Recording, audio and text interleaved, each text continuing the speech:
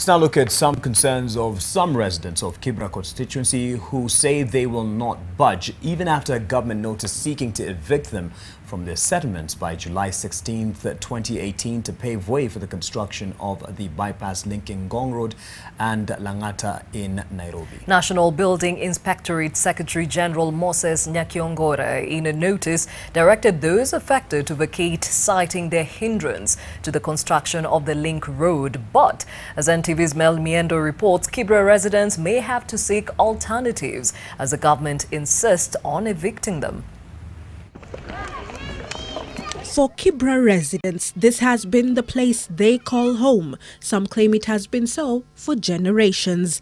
Sini wazaliwa, tumelelewa, tuko na watoto hapa Kibra. Biashara zetu zimekuwa hapa Kibra. That is about to change due to the government's plan to evict those living in these settlements, which the government says is on a road reserve. This follows the grand plan to complete the 4.2-kilometer four-lane dual carriageway, also known as the Missing Link 12, or the Ngong Road, Kibra, Karumba, Lang'ata Link Road, which has been under construction since 2016. Na hii barabara nani atapitia hapo? Si ni watu? Kwani barabara itakuwa ni ya magari tu ndio wanatengenezewa? So kama ni barabara inakuja kufaidiza wa Kenya, inafaa kuhakikisha hiyo barabara isilete umaskini zaidi.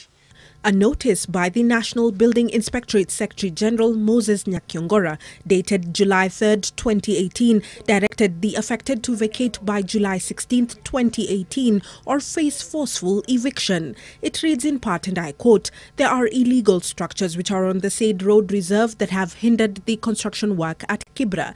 This is therefore to give public notice that these structures must be removed before July 16th.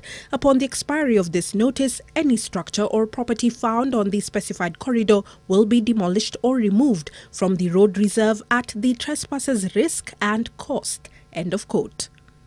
Kibira watu wakatai parapara. Lakini parapara kuna mahali inapita.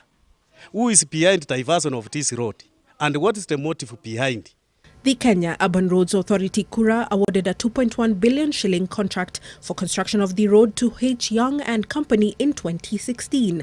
Speaking to NTV, John Cheboy, heading communications for Kura, stated the government's stand on evicting the residents, saying negotiations have been ongoing from 2012 and hence no compensation will be given. The Big Four targets basic services. They talk about health, they talk about housing, they talk about access to food.